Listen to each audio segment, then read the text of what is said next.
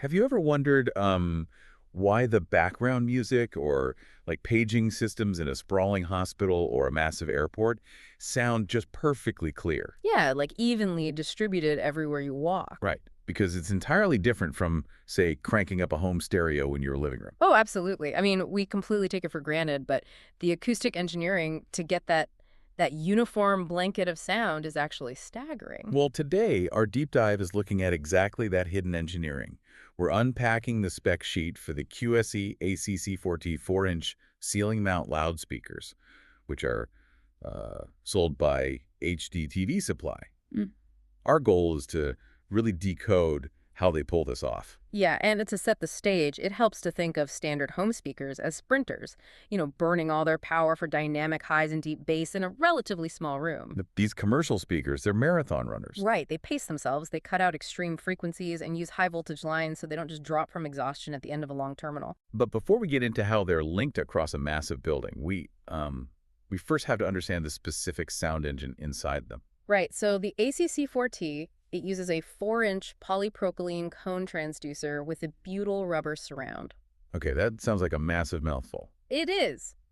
But the why is really crucial here. I mean, standard foam speaker components, they degrade and crumble over time. Oh, sure. You see that in old speakers all the time. Exactly. So by using robust rubber and tough plastics, these sound engines can just sit up in a climate-controlled ceiling for decades without rotting away. Okay, that makes sense for durability.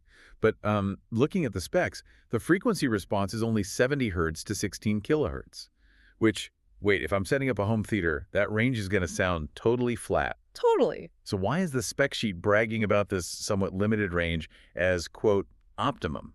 Well, because in a busy transportation terminal or, say, a healthcare facility, you actually want to avoid those extreme ends of the audio spectrum. Wait, really? You want less range? Yeah, exactly. Because muddy sub-bass rumbles or piercing ultra-high frequencies, they just bounce off hard floors. They turn announcements into an echoing, unintelligible mess. Oh, wow. I never thought about that. Yeah, so by tightly controlling that frequency range and projecting it outward in a massive 140-degree conical shape, you guarantee absolute vocal clarity. The sound is just crisp everywhere. Without creating those weird acoustic dead zones. Right. Okay, so we have a durable speaker tuned for perfect vocal clarity. But achieving that perfect sound dispersion is useless if you can't easily install like dozens of them into a drop ceiling. Or push that sound through a mile of corridors without the signal just dying halfway down the hall. Right, so how do they actually do it? Well, the speaker includes a 16-watt 70 or 100-volt transformer with an 8-ohm bypass. Oh, so that's the voltage trick. Exactly. In a standard home setup, long cable runs drain the power, right? But by stepping the voltage way up, a single amplifier can efficiently drive hundreds of speakers over incredibly long distances. Wait, so if you were wiring, I don't know, 500 of these down an airport terminal, are you basically stringing them together like giant holiday lights? That is pretty much exactly it. It's called loop-through wiring. Loop through. Yeah, they use a special 4-pole Euroblock connector, so installers can literally just snap the wires from one speaker straight into the next. Oh, that must save days of labor. It does. And to make the physical installation just as fast, they use a blind mount galvanized steel back can. Let me guess. Blind mount means the installer doesn't even need to see what's going on above the ceiling. You got it. Someone on a ladder all day can just slide the metal unit up into the drywall hole, turn a few screws on the front, and that deploys locking arms from below. So they never even need access to the crawl space. Nope. And there's even a safety tether tab for seismic-sensitive installations. So if there's an earthquake, the heavy steel housing doesn't come crashing down on anyone's head. Wow, they really thought of everything. I see here even the visible part, the grill. It's a standard white RL 9010, but it has UV inhibitors baked in.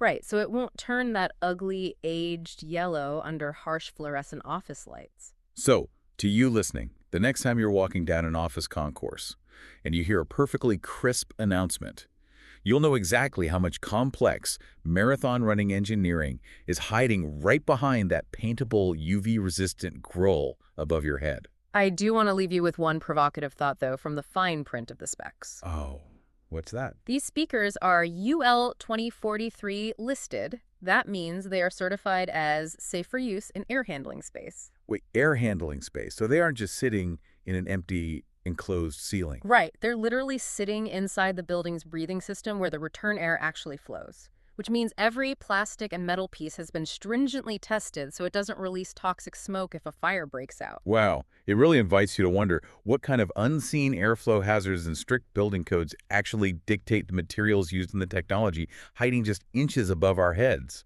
I mean, suddenly, that comforting uniform blanket of sound feels like it's guarding a whole lot of secrets.